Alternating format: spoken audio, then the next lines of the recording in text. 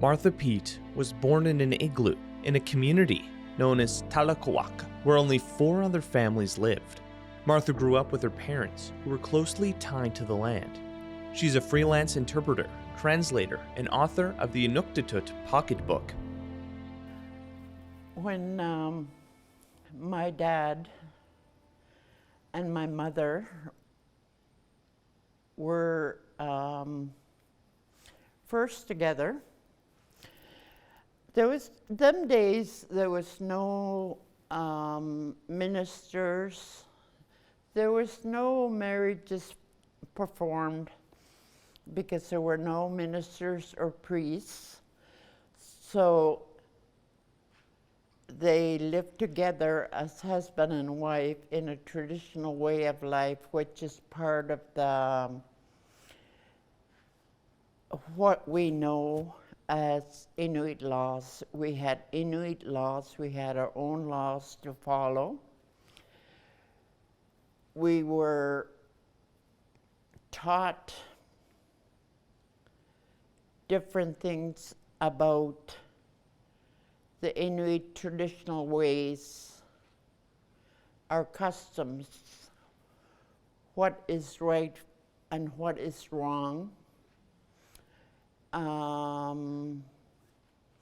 about how to hunt, how to survive out on the land,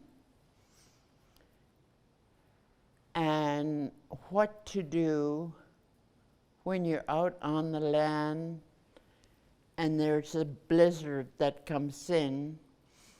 When the blizzards come in up in the Arctic,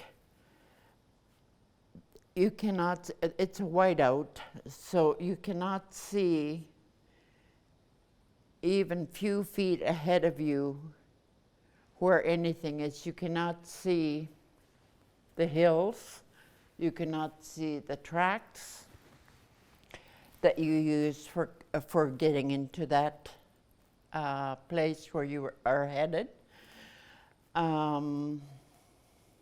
So when it comes to being out on the land and there's a whiteout, one of the laws we follow is that we are taught never to move from where we are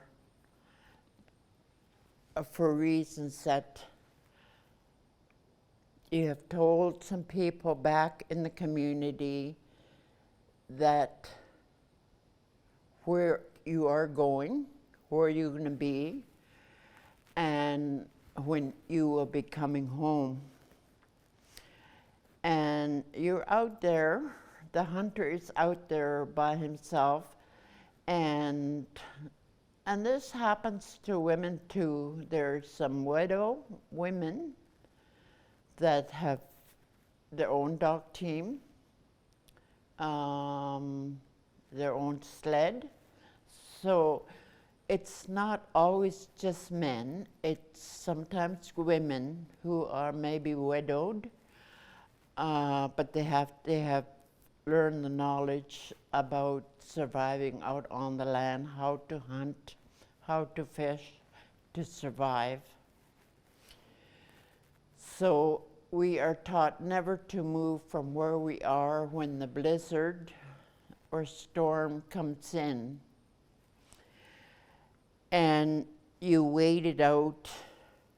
When the weather gets better, you can see the hills and where you are when the weather gets better. When the blizzard, sometimes it lasts one day, sometimes it lasts 2 to 5 days. So you just sit, stay where you are when you're out on the land, out hunting. These laws, there's so many of them, but they are not written anywhere. Inuit teach their children, and the children teach, when they've grown up, they teach their children. It's passed on from generation to generation. And these are all taught to us in our language, in Inuktitut. When the hunter goes out on the land and he is teaching his son how to hunt seals or caribou or polar bear, how to trap foxes, how to hunt rabbits and ptarmigan.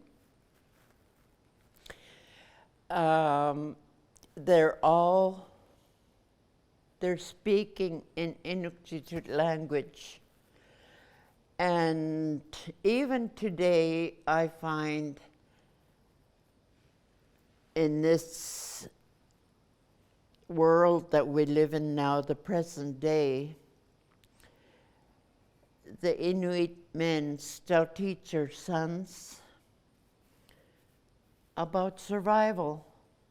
They still teach them in the language, in Inuktitut, because that's what makes sense to us from the laws that we knew, that were taught to us many years ago.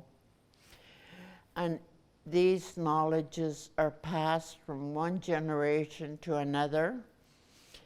And the teachings are about our traditional way of life, our customs, and things we can do, things we should not do.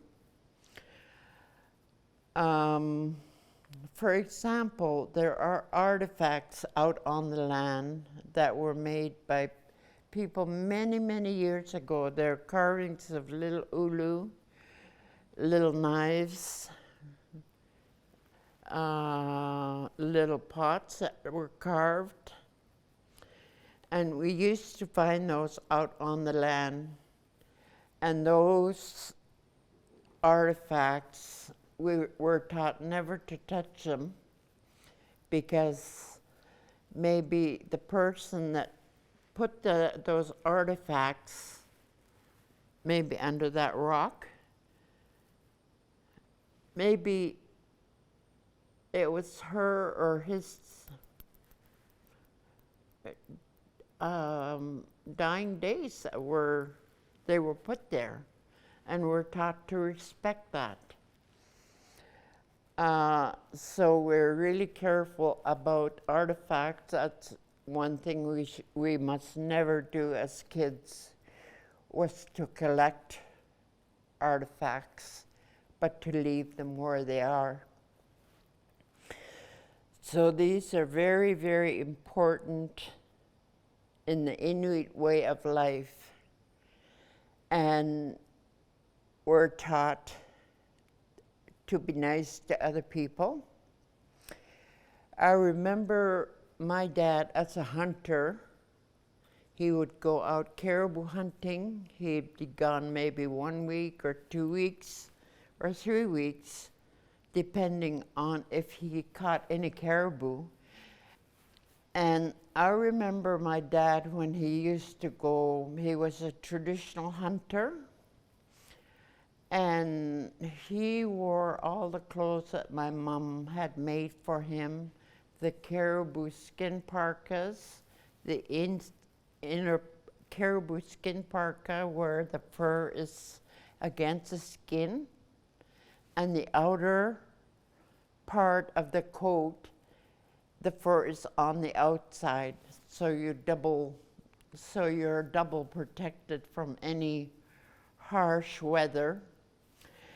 And I remember my mom used to make him pants that are knee length, and those were the pants he wore every time he went out during the winter out on the land.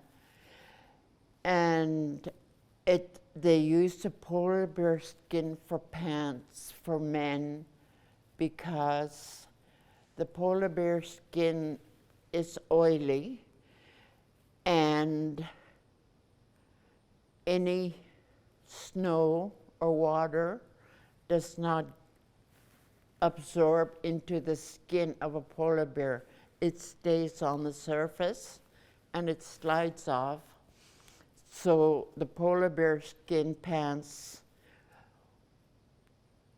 was a must for hunters because the water does not go through, and the hunter doesn't get wet. It's not soaked. Whereas the caribou skin, the water goes through. If you don't keep cleaning the snow off the caribou parka, it could go in and start melting. So whenever the hunters are sitting on the sled while the dogs are pulling the sled, the hunter will take the snow off his parka, and from his caribou skin boots, so nothing gets melted and absorbed into the caribou skin. But during the winter, hardly anything melts. Caribou skin, it's the best clothing for cold winter weather. I find that the difference between the weather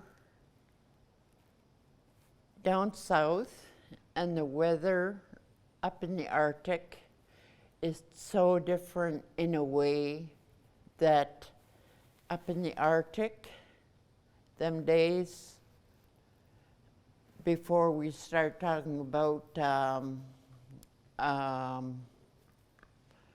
the melting and everything and how things are not freezing, climate change, and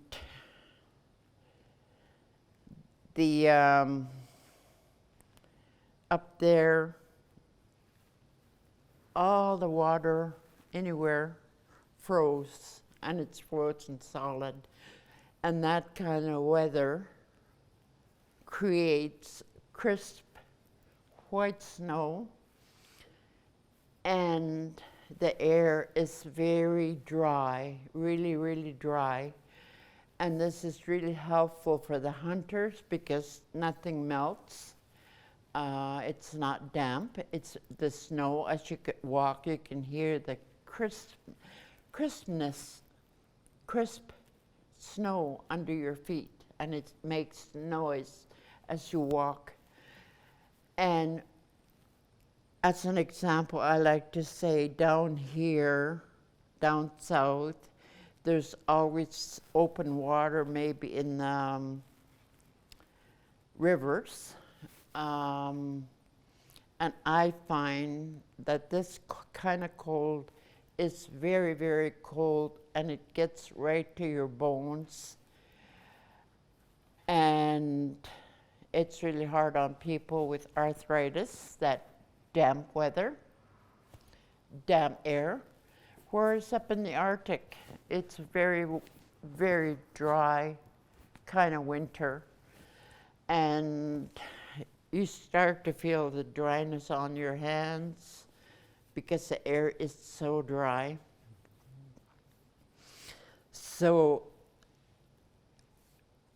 although the caribou skin absorbs the dampness because it's not damp like southern Canada,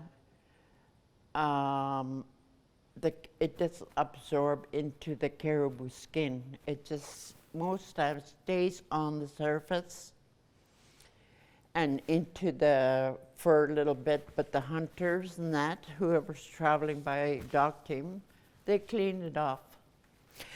And so that's what they do.